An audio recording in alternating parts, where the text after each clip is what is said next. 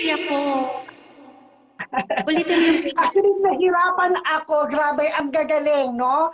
And so it happened lang. Yes. So some of our contestant kanina, nakita naman natin yung signal. Dapat po kapag kaganyan, sumasala tayo sa ganitong mga contest na papaprepared po tayo. Tama po ba? Kasi hindi po naman po biro Yes. yung mga cash prizes pinamimigay ni Tita Ann dito sa inyo.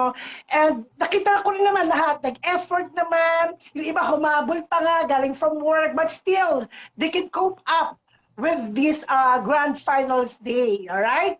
Yeah, So this bunso. And that's the reason why kung bakit ko sila pinagbigyan kahit lumagpas na sila sa oras. Because of everybody's effort na ginawa nila at pinakita nila sa Yes, atin. yes, Diba? yes po, yes po. So, by the way, guys, I would like to announce the criteria for judging.